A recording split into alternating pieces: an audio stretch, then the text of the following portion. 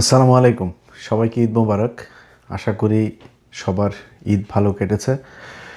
ঈদকে উপলক্ষ করে বাড়িতে যাওয়া আসা কিংবা বাড়িতে যাবার পরে অনেক পত্রিকা টেলিভিশনে যেগুলো দেখলাম, সোশ্যাল মিডিয়াতে অনেক মানুষ মারা গিয়েছেন সড়ক দুর্ঘটনায়। তাদের সবার পরিবারের প্রতি সহানুভূতি। আল্লাহ তাদের সবাইকে বেহেশত নসিব করুক। এর বাইরে যারা মোটামুটি বলা চলে বাংলাদেশের মতো দেশে আসলে আপনি যতই নিউজ করেন আর যত সমালোচনা করেন যাই করেন, এই যানজট এটা একই সাথে কোটি কোটি মানুষ ঢাকা থেকে দেশে গ্রামে যায়। যানজট, সিট না পাওয়া, দাঁড়িয়ে যাওয়া, নানান ভোগান্তি, এগুলো এটা বাংলাদেশের মানুষও মেনে নিয়েছে এবং এটা খুবই স্বাভাবিক বিষয়। এগুলো যদি ধরে নিই তাহলে সব মিলিয়ে মোটামুটি ভালোই কেটেছে এবার ঈদ। এর বাইরে যারা রাজনীতিবিদ আছেন তাদের অনেকেই দেখেছি 2টা 3টা 4টা 5টা 6টা গরু কুরবানি দিয়েছেন। আলহামদুলিল্লাহ, আপনাদের সবার ইনকাম এখন ভালো হয়েছে, দিচ্ছেন, এটা কোনো সমস্যা না। বাংলাদেশে ধরেন যদি আমি রাজনীতিবিদদের কথা বলি, রাজনীতিবিদদের ব্যাপারে আমার মনে হয় সংবিধানে এটা সরাসরি লিখিয়ে দেওয়া উচিত যে রাজনীতিবিদ যারা আছে তাদের কোনো ইনকামের কোনো কিছু দরকার নাই, এরা সবাই রাজনীতি করে তারপরে ধান্দাবাজি করে খাবে, এটা এইভাবে সংবিধানে দিয়ে দেওয়া উচিত। এটা নিয়ে তো টানা টানা পেঁচায় লাভ নাই।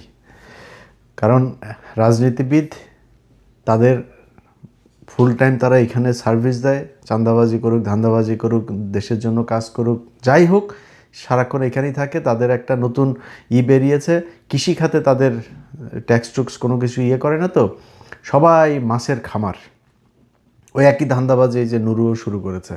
মাছের খামার দিলে ওইটার কোনো হিসাব টিসাব কোনো কিছু দিতে হয় না, যত মন চায় তত ইনকাম দেখানো যায়। ওটা পুকুর না দিঘি না সাগর, কোনো কিছু এটার কোনো ম্যাটার করে না। তো এখন রাজনীতিবিদদের ব্যাপারে এই গরু কে কয়টা দিয়েছে, কার কত টাকা হয়েছে, কি এটা নিয়ে কোনো আমার মনে হয় এটা নিয়ে খুব আলোচনার কিছু নাই। বাট যেটা বলতে চাই, যে কারণে আজকে ভিডিওটা তৈরি করছি, সেটা হলো ঈদে সবাই আপনারা অন্তত যারা বিএনপি করেন, জামাত করেন, আপনাদের ঈদ তো অন্তত ভালো কেটেছে। গত 2টা বছর আগে আপনারা এই সময় জেলখানায় থাকার কথা, এখন আপনারা বাইরে আছেন, গরু কুরবানি দিচ্ছেন, খাসি কুরবানি দিচ্ছেন, উট দুম্বা নানান কিছু কুরবানি দিচ্ছেন, দিয়া ভালোভাবে আছেন। আপনাদের বাসায় এখন পুলিশ যায় না, আপনাদের দৌড়াইতে হয় না, ধান খেতে যায়, ঘুমাইতে হয় না। কিন্তু খুব কষ্টের বিষয়, আপনাদের সাথে যারা জেলখানায় ছিল 2 বছর আগে, তাদেরও আজকে বাইরে ঈদ করার কথা। বিশেষ করে বিডিআর এবং আলেমদের একটা বিশাল সংখ্যা এখনও পর্যন্ত জেল খাটছে। তার সাথে যুক্ত হয়েছে ওই যে কেরানীগঞ্জের এক জঙ্গি নাটক, প্রথম আলোর বানানো নাটক। আরেকটা হইলো এই যে প্রথম আলো ডেইলি স্টারের যে ঘটনা, এইটা নিয়ে কিছু মানুষকে আপনারা নিয়ে ধরে রেখেছেন। তো এই কাজগুলো করা হয়েছে এবং তারা এখনও জেলে আছে। এর বাইরে এই যে হাসিনার 15 বছর যেই জঙ্গি নাটক, তাদের অনেক মানুষ এখন পর্যন্ত জেলখানায় আছে। আর বিডিআরের এরা তো আছেই, বিডিআরের একটা বিরাট অংশ বেরিয়েছে, বাট এখন পর্যন্ত অনেকগুলো বিডিআর সেখানে জেলখানা আছে। সেই বিডিআরদের আপনাদের কাছে করুণা চায় না, যেটা ন্যায্য বিচার, সেই বিচার তো হয়ই নাই। শেখ হাসিনার ক্যাঙ্গারু করে সেইখানে বিডিআরদের বিচার করে যারা সাক্ষী হইতে পারত তারা সাক্ষী দেয় নাই, যারা মিথ্যা সাক্ষী দেয় নাই তাদেরকে বানানো হয়েছে আসামি, যারা আসল সাক্ষী তাদের আসল খুনি তাদেরকে ছেড়ে দেওয়া হয়েছে, তাদেরকে বানানো হয়েছে সাক্ষী। এই নাটক আপনারা সব কিছুই জানেন। তারপরেও এই সব কিছু মিলিয়েও শেখ হাসিনার সেই কোর্টে যাদেরকে সাজা দেওয়া হয়েছে 10 বছর, 5 বছর, 7 বছর, যাবজ্জীবন, তাদের সবার সাজার মেয়াদ শেষ হয়ে গিয়েছে।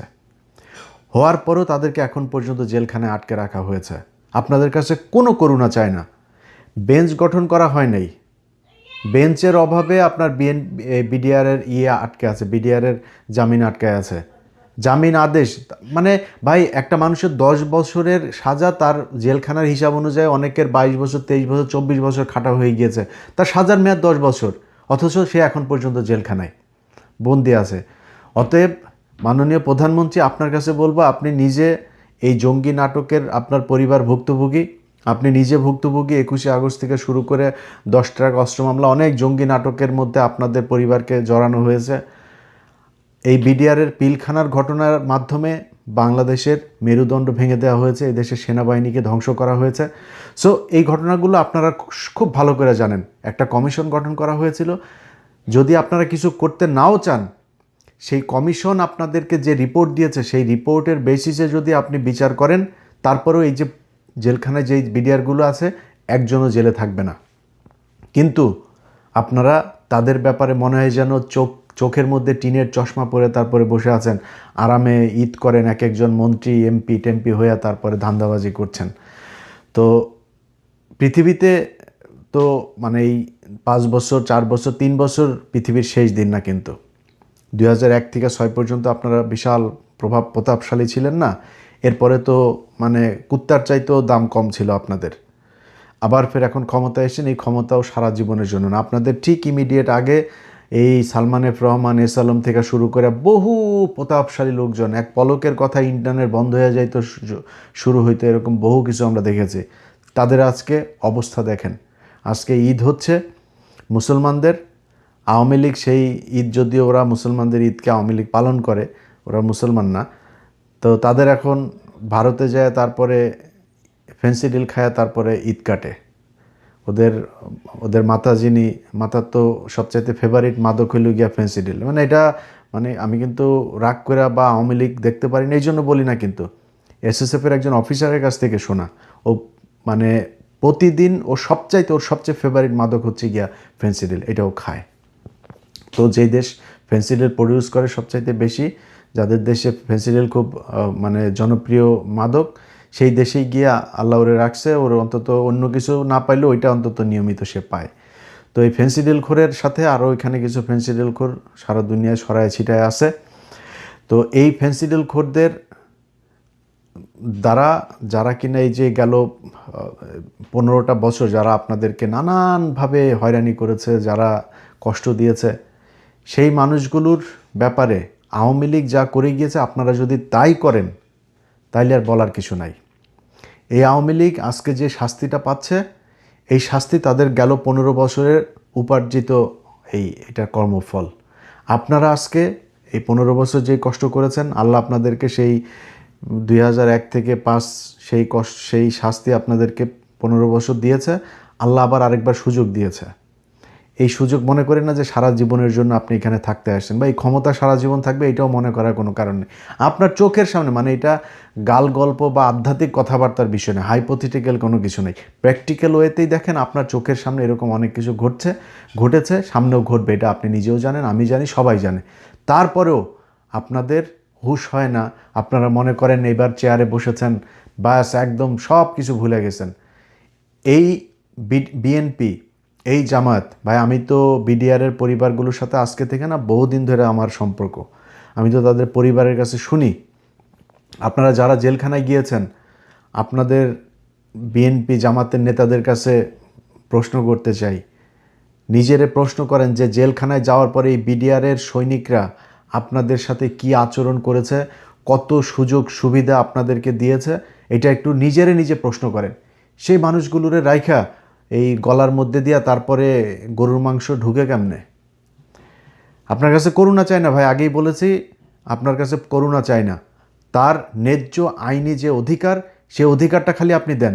একটা বেঞ্চ গঠন করার জন্য তাদের শুনানি হয় না। তাদের 10 বছরের মেয়াদ 24 বছর খাটা হয়ে গিয়েছে, তাদের বের হইতে পারে না। এত গাফলতি কেন? এটা মনে করছেন এই যে আলেমদের, অনেকগুলো আলেম এখন পর্যন্ত আমার কাছে তালিকা আছে, অন্তত 300-400 আলেম এখনও জেলখানায়। তাদেরকে যে আপনি যে এই হাসিনার করা কিসের সন্ত্রাস বিরোধী আইন টাইন এগুলো দিয়া তাদেরকে মিথ্যা মামলায় সাজা খাটাচ্ছেন, তো এটা যদি সত্যি হয় তাহলে তো হাসিনা তো বলে গিয়েছে, মুফতি হান্নান বক্তব্য দিয়েছে সেই পিন্টু সাহেবের সাথে তারেক রহমানের, বাবরের, খালেদা জিয়ার, তাদের পাকিস্তান থেকে, টার্কি থেকে, তারপরে কুয়েত থেকে, সৌদি আরব থেকে আপনার জঙ্গিদের জন্য নাকি টাকা পয়সা এসছে। তো এটা তো তারা তখন বলেছে, তাহলে ওটা তাহলে সত্যি? যদি এটা সত্যি না হয় তাহলে যে আলেমগুলো এখন জেলখানায় আছে সেটাও সত্যি না। হাসিনার বানানো এই জঙ্গি নাটকে মানুষগুলো জেলখানায় আছে, সেই মানুষগুলোরে যদি নাকি ন্যূনতম কৃতজ্ঞতা বোধ থাকে, ভাই আপনি আরেকটা কমিশন তৈরি করেন। বিডিআরের ইউনূসের সময়ের যে কমিশন, সেই কমিশনের রিপোর্ট যদি আপনার পছন্দ না হয়, আপনি আরেকটা কমিশন গঠন করেন, বাট খুব মানে আর্জেন্টলি আপনাকে সেটা করতে হবে। এদেরকে একটা দিন ইউনূসের সময় থেকে এই পর্যন্ত 4টা ঈদ তারা পার করলো। টোটাল হাসিনা যাওয়ার পরে 5 ঈদ তাদের পার হইলো জেলখানায়। কেন তারা 5টা ঈদ জেলখানায় পার করবে? কিসের জন্য? তারা, আপনার কি মনে হয় না যে এই বাংলাদেশের আজকে আপনি যে ক্ষমতায় বসছেন, এই ক্ষমতায় বসার পেছনে তার কোনো ডেডিকেশন আছে?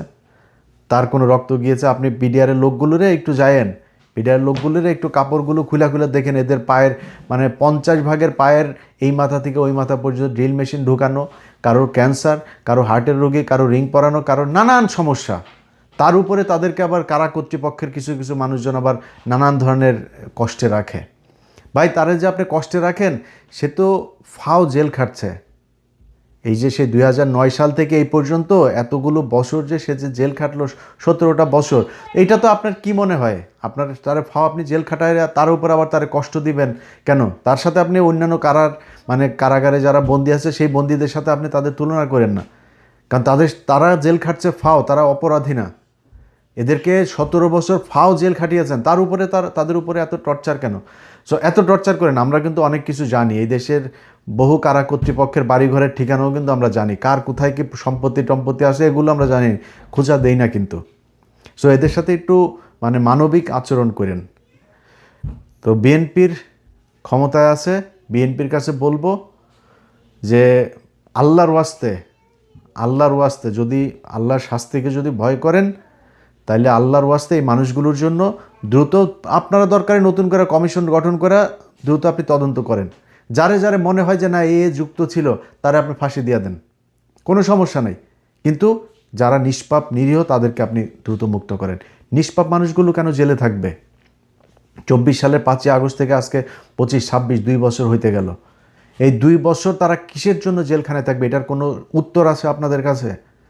এই দেশে বহু প্রভাবশালী সাংবাদিক, ইউটিউবার, সোশ্যাল মিডিয়া ইনফ্লুয়েন্সার, নানান ধরনের বড় বড় সব দেশপ্রেমিক অনেকেই আছে, কারোর গায়েও লাগে না, কেউ কথাও বলে না, মিডিয়া তো নাই, কোনো মানুষও কথা বলে না তাদেরকে নিয়ে। তাদের জীবনের দাম নাই, তাদের কষ্ট, তাদের শরীরে রক্ত নাই, তাদের কষ্ট কষ্টের মতো লাগে না।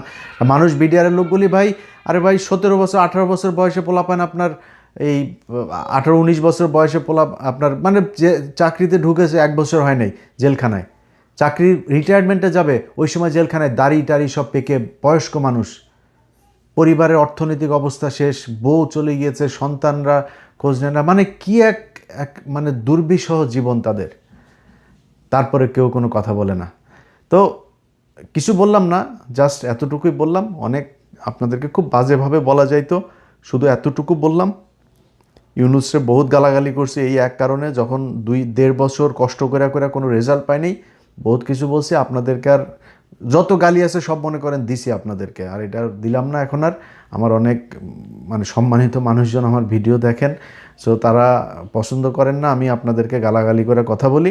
গালি দিলাম না, মনে করেন গালি সব দিছি আপনাদেরকে, ওইটা মনে করে নেন। যা পৃথিবীর যত যাওরা গালি আছে সব দিছি আপনাদেরকে, ওইটা মনে করে তারপরে আল্লাহর ওয়াস্তে যদি মনে চায়, যদি মানুষের মিনিমাম ন্যূনতম রক্ত যদি শরীরের মধ্যে থাকে, কৃতজ্ঞতাবোধ, দায়িত্ববোধ যদি থাকে, এই বিডিআরের লোকগুলো আপনাদেরকে কম উপকার করেন এই জেলখানার ভেতরে, কম সেবা দেয় নেই আপনাদেরকে। এই কৃতজ্ঞতাবোধ থেকেও হইলেও মানুষগুলোরে ছাড়ার ব্যবস্থা করেন। ঈদের এই খুশির মধ্যে আপনাদেরকে এই কথাগুলি অনুরোধ করে হাত জোর করে তারপরে বললাম, আল্লাহর ওয়াস্তে এটার ব্যাপারে একটা ব্যবস্থা নেন। আর যদি না নেন, দুনিয়ায় তো আছেই, আল্লাহর কাছে এই মজলুম মানুষগুলোর হইয়া তারপরে আল্লাহর কাছে সাক্ষী রেখে, আল্লাহকে সাক্ষী রেখে বললাম, আল্লাহ যেন প্রতিটা এই অপকর্মের শাস্তি যেন আল্লাহ আপনাদেরকে দেয়।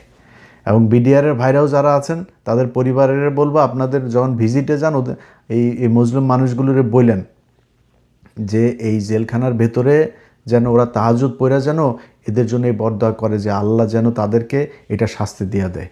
এই পরিবারগুলোর সাথে তো আমি সম্পৃক্ত আছি ভাই। এক একটা পরিবারের গল্প যদি শোনেন, তাহলে আপনার শরীরের লোম দাঁড়ায় যাবে, আপনি চোখের পানি রাখতে পারবেন না। এরকম দুর্বিষহ জীবন তারা জেলখানার বাইরে তাদের পরিবার, দুই দিক থেকেই তারা ভোগ করছে। যাই হোক, আল্লাহ আপনাদেরকে বুঝার দায়িত্ব দেখ। দেশবাসী সবাইকে ঈদের শুভেচ্ছা জানাচ্ছি আবারও। সবার ঈদ ভালো কাটুক। আর আরেকটা জিনিস বলে শেষ করি, সেটা হচ্ছে যে ভাই আমি সোশ্যাল মিডিয়াতে দেখছি যে অনেক মানুষ মোটরসাইকেল চালায়, আমি নিজেও ভাই দেশে থাকতে অনেক রাফলি মোটরসাইকেল চালাইছি। এটা একটা ভাই মানে ডেথ পোল, এটা এটা কোনো চড়ার জিনিস না। অথবা আপনার সন্তানদের অন্তত 40 বছরের আগ পর্যন্ত ভাই কারোর হাতে দিয়েন না, মোটরসাইকেল দিয়েন না। মোটরসাইকেলের এই 2 দিনে আমার চোখে অনেকগুলো দুর্ঘটনার দেখলাম সোশ্যাল মিডিয়াতে। অল্প বয়স মানে ম্যাট্রিক পরীক্ষা দিয়েছে এরকম বাচ্চা মারা গিয়েছে। তো বাবা মার প্রতি আমার দাবি থাকবে যে আপনারা আপনাদের সন্তানদেরকে এই ব্যাপারে একটু সতর্ক হবেন।